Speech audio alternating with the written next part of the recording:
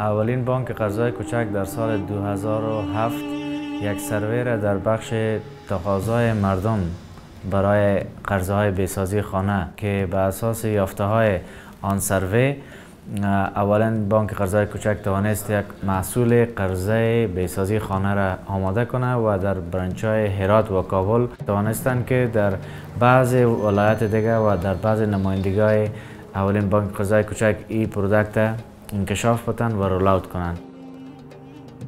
تقریبا در این منطقه حدوداً 50 سال میشه هستیم. قبل از اینکه ما پول به حساب از کمپانی بگیریم ما به حساب از نگاه اقتصادی درست نبودیم. خوب است، یعنی عدالت در این بانک رعایت شده. به حساب فایده که میگیره عدالت در وضع است، کمتر از فایدهش نسبت به دیگر بانک ها.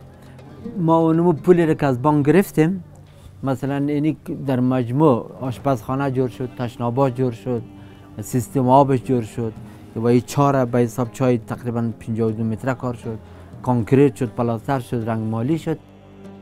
ما کوشش کردیم که یک نرخ تکتانه یا انترست بسیار پایین تعیین کنیم تا مشتری های ما با مشکلات زیاد مواجه نشن و بتوانند، چون افغانستان چندین دهه جنگ را سپری کرده است و بسیاری مردم مهاجر شدند و فعلا دوباره به افغانستان بازگشت کردند.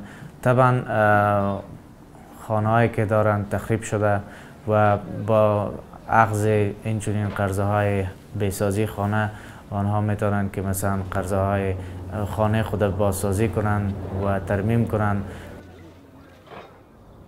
قبلا که بود خانه خراب بود، خوب جور نبود، قرضه که گرفتیم خانه جور شد، پلاستر کاری کردیم، گچ کاری کردیم، چتاش رو گچ خاک زدیم، این کارا رو کردیم، شیشه هم انداختیم، کلکین چیزان شد جور کردیم، همین کاراش. یکی است از دیگه بانک ها که بسیار خوب بانک است، انجینرام راهنمایی میکنند، راهنمایی خوب از دیگه.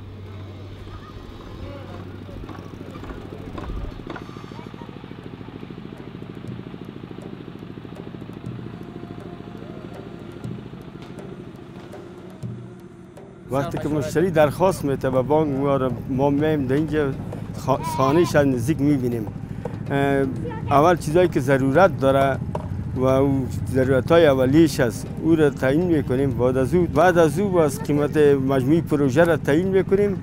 در بخش بعدی که پول برشان اجرا میکنه بر از تسلیم میکنیم و مشتری بعضی مشورهای تکنیکی هم میتیم به خاطر که کارش در آینده بهتر باشه، که مشکل در وقت زلزله یا در آینده نبینه.